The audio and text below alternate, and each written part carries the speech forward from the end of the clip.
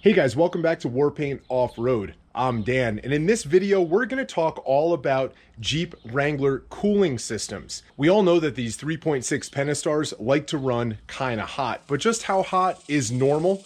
And if it isn't normal, what are some of the things you can do to fix the problem without spending a ton of cash? Well, we're going to talk about it, so stick around, check it out.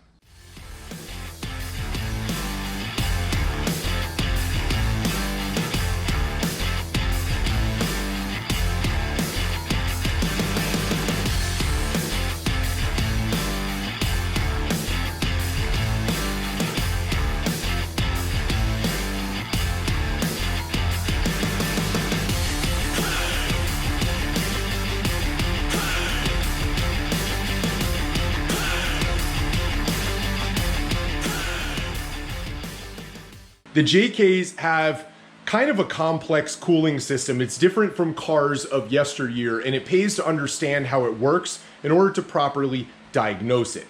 So let's get down to it. If you have a 2013 and up JKU, kind of like my big beautiful Warpaint back there, your cooling system does some funny things. Your thermostat doesn't even open until 203 degrees, which would be considered a little hot.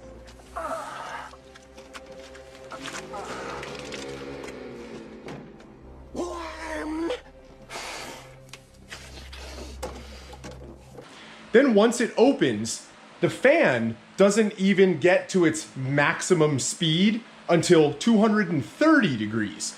And then that fan is in full speed and it cools right back down and drops like a stone back to probably about 200 degrees or so. These fans also don't have speeds. These fans, especially in the 2015 like I have, work off of a resistor. And all that means is that the hotter the temperature gets, the faster that fan is going to spin. So seeing your Jeep, seeing that temperature gauge float past the halfway mark every once in a while, seeing it go above 230 every once in a while, all those things are considered normal in the way this Jeep was designed. I know that sounds crazy, but here's the deal. You can do things like a vented hood, vented inner fenders, and you can even put in a lower thermostat like I did in Warpaint in an effort to try to get it to run cooler. But the fact of the matter is, all that stuff really doesn't do much. The hood vent, which I've done another video on and review, basically just allows all the heat in your engine compartment to escape, which I like because then it's not baking all the plastic and wiring on top of my motor. The lower thermostat, which again worked great in cars of yesteryear, doesn't change the way the fan is programmed to run in this Jeep. While it may take longer to get to operating temperature, once it's there, it stays there. And it kind of just does its thing. So it really doesn't help the engine run any cooler. Cooling systems all start in the front of the Jeep with a radiator. That radiator holds fluid. Now you have a water pump down here just below your thermostat, which is just below your throttle body. That thermostat is connected to a hose. You have another hose down here on the other side of the radiator. So air passes through your radiator, cools down the fluid that's in here. When your engine gets to a certain temperature, your thermostat opens, allowing this colder fluid to flow into the motor. The coolant then makes its way through, and then it basically comes out the other side and back in. Now, certain Jeeps, certain years, they have a reverse flow pattern. We're not going to get into that. The bottom line is the coolant flows in one side, flows out the other side, back into your radiator where it is continued to be cooled. Now, the fan on the back that we talked about a minute ago, that operates for when you're parked in a drive-through or at a stop sign or at a traffic light, or even if you're driving at lower speeds and you don't have as much air passing through your grill and it needs a little bit extra help to maintain its temperature. That basically, guys, is the way your cooling system operates on a Jeep. All right, so we're out test driving the rig. And again, my thermostat's at about 185 degrees. So as it gets up to about 185, we should see it drop. And you're gonna see in just a second that it's just gonna climb right past that 185 degree mark with no sign of that thermostat opening. So in a couple of seconds, 183. Now we're at 185, where that thermostat would normally open and then drop to about 180 or so. You can see it's already at 188, 190. There was no drop at all in that temperature. After you guys have taken it for that test drive and confirmed with the temperature gauge what your thermostat's doing, keep in mind, if you have a factory thermostat, it doesn't open until 203 degrees. Mine is aftermarket, so it opens lower. But once you're done with that, okay, you're gonna wanna come back and pop your hood and check for leaks. Be extremely careful. Coolant temperature, as we said before, can get up well over 200 degrees and it would absolutely burn you. So do not expose yourself to any sort of coolant while your engine is warm. And if it's off, make sure you let it sit for hours and that it cools itself down. But you're gonna wanna check around the hoses here for leaks. And you're also gonna wanna check to make sure that you have no blockages. Now we can do that on the radiator side by just simply squeezing the hose and listening. I don't know if you can hear it there, but I can hear a gush of fluid and that hose is nice and pliable. That means I don't have a blockage in that hose going into my radiator on that side. But you're gonna wanna check it on the other side as well. Once that's complete, you're also gonna wanna start your engine, let the cooling system build pressure. Cooling systems have to maintain a certain amount of pressure. And a real easy way to do that in your driveway or garage is to basically let it run. And once it builds pressure, grab those hoses. Keep in mind, they're gonna be hot, so maybe put a glove on, but you're gonna wanna grab those hoses and just squeeze them a little bit. And they should be a lot firmer than they were when the system was depressurized. If they're not any firmer, the chances are you have a coolant leak somewhere. It could be internal inside the motor, or it could just simply be a bad radiator cap. But once you've confirmed that you have no leaks and your thermostat is more than likely the culprit, it's time to change it. Now keep in mind, it may not be the problem, but a thermostat is much cheaper and much easier to change. So I would start with the cheap, easy things first. Like we said, radiator cap and thermostat. First thing to do is to remove your air intake. Keep in mind, mine is aftermarket, but you're gonna wanna start by loosening the clamps that hold it to the throttle body and the air filter. Remove the air filter, and then go back and disconnect the tube. You're gonna wanna make sure you remove the plug off your air intake sensor, and then finally, the tube off of your PCV valve. Once that intake is removed, the first step that I like to do is remove my radiator cap, just so that I can basically allow it to release the pressure in the system. And obviously it's full of coolant, so we know low coolant also isn't gonna be our problem. Now I am gonna remove this overflow tank as well, just to give myself a little bit more room to get in there, and that's pretty easy. We're just gonna disconnect this hose on this end.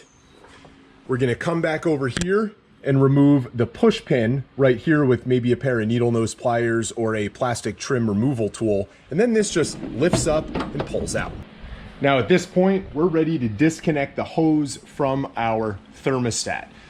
Basically, we wanna get in there and we wanna take this ring, okay? I like to squeeze it with a pair of water pump pliers and release it. And then I can basically pull this off of the thermostat housing and pull it up and out of the way.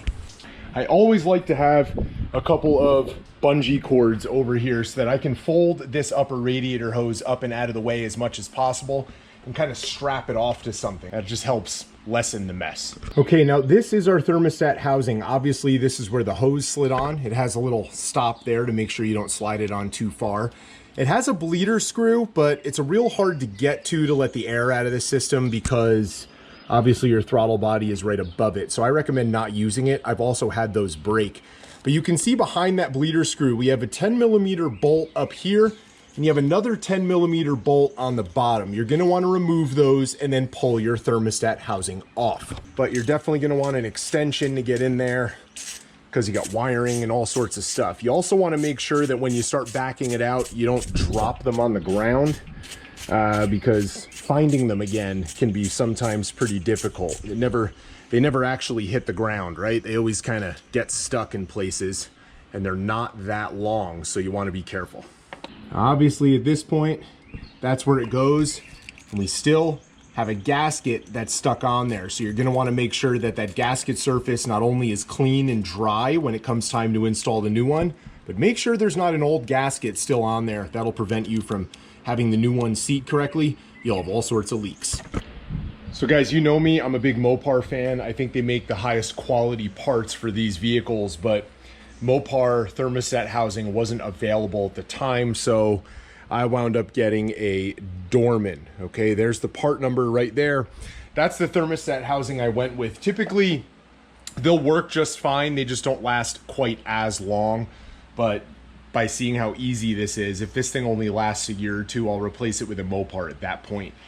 I don't know if this one is going to be all that great. It might be fine, but I can't in good conscience tell you to use a Dorman because I'm not sure. I haven't used one, and I know a lot of the aftermarket stuff as of late winds up being really cheaply made, but that's what I'm putting in this time. All right, so we're just gonna get down in there. Use a good quality paper towel. You don't want to use something that's gonna break off inside of there because you obviously don't want contaminants, right? That's the whole point. So a piece of paper towel inside of your motor would be very bad. But at this point, that's nice and clean. It's nice and dry. It's time to mount our new thermostat. And you can see the new gasket is already pressed in here. Just double check, make sure yours has one before you install it without one.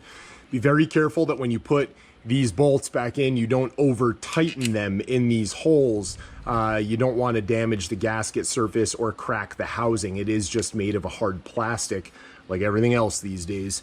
Once that's done, it's time to get a little bit messy again and kind of route your radiator hose back on there. Keep in mind, when you do this, you want to make sure that your radiator hose is not kinked, and you want to slide it over the end till it hits that rubber stop we talked about earlier. Just kind of work it over, and then you want those pliers to reset that spring band back where it was. All right, with the system all sealed up in there, I'm going to make sure I obviously don't spray any water inside of my throttle body, but I'm going to spray it below everything, kind of get all the coolant that may be spilled on anything, kind of just rinse it off down there, and make sure everything's nice and clean before we continue. So I didn't feel like I needed to show you, but with the coolant overflow tank back on, the air intake reinstalled, your hoses connected, and everything, your sensor underneath, and all that stuff kind of connected, it's now time to fill and bleed the air out of the system. A number of different ways of doing it. The first thing you're going to want to do is park the vehicle like I have it here behind me, with the front end slightly higher than the back end, making this point in your radiator the highest point compared to the rest of the motor. That will allow the air bubbles to kind of find their way to the highest point, which is what they naturally like to do anyway. Now, the tool we're going to use is called a spill-proof funnel kit. It's specifically designed with lots of different style radiator caps and pieces to basically fit down in there correctly and seal up your radiator. And then the funnel actually just sits down in the top of it. That allows you to basically fill this up with extra fluid so that as your radiator burps air and drinks fluid, it never drinks air, okay? So you want to make sure that you keep this full at all times. You're going to want to make sure you have distilled water, okay? You can buy that at the grocery store by the gallon. It's very, very, very cheap. And coolant, but here's the catch with the coolant. You need to make sure you have the right coolant for your year, and you also need to make sure that that coolant matches what's currently in your vehicle, because there are two different kinds of coolant out there. There's an HOAT and there's an OAT, and the problem is, depending upon which one you have, if you mix them, they will gel and clog your cooling system and create all sorts of other problems. Now we're gonna take some time, let the system drink the coolant, because remember, we had lost a lot of it out of that radiator hose and out of this radiator when we disconnected it. So this system will allow me to basically top off the radiator. Once that's done, we'll fire the Jeep up, monitor the temperature, and kind of watch what we're doing here and add coolant as we need it. All right, so at this point, we have it filled to about the halfway mark, maybe a little bit less. Looks like the radiator has stopped taking fluid, and we're gonna start the engine. Now keep in mind that thermostat's not gonna open now until it hits 203 degrees, if it works the way that it should. So we're gonna let it run for a while. We're gonna monitor the temperature on the dash under the speedometer. You have that digital readout. When it gets to 203, this should open and drink a bunch of fluid. It's very important to add fluid to it before it all disappears because you do not want it gulping in a big air bubble. If it does that, you're essentially here a lot longer.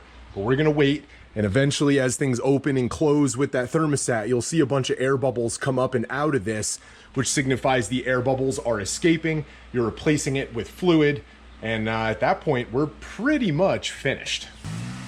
Revving the engine a couple of times here and there sometimes helps bubbles that get lodged in different places of your cooling system to push all the way through. Now you can see the thermostat has reached temperature and opened. The bubbles are escaping and being replaced with coolant. All right, after you've gotten all the air out of the system, and another reason why it's easy to use one of these to do it is because it comes with a plug.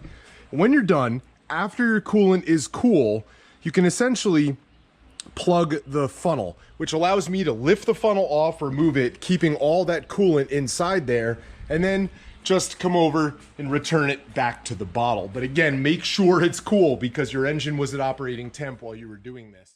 And guys, there you have it. Just got back from my test drive. Temperatures were great. And I think that other thermostat might have actually been going bad for quite some time because this Jeep has ran cooler than it ever has before. Some other things to think about when you're choosing a winch in a front bumper. If your winch blocks part of your grill, your Jeep is probably gonna run a little bit hotter, especially if you're turning 40-inch tires and heavy 1-ton axles. But without all that stuff, your Jeep should definitely not really live in that 230 zone at all. And if it is, it's probably an issue with your cooling system. So this video should help you out. And of course, if you get that code P0128, that'll also let you know something's wrong. And either way, you're gonna have to do your thermostat. But guys, thanks for the support. Make sure you click subscribe and stick around because there's a lot more coming.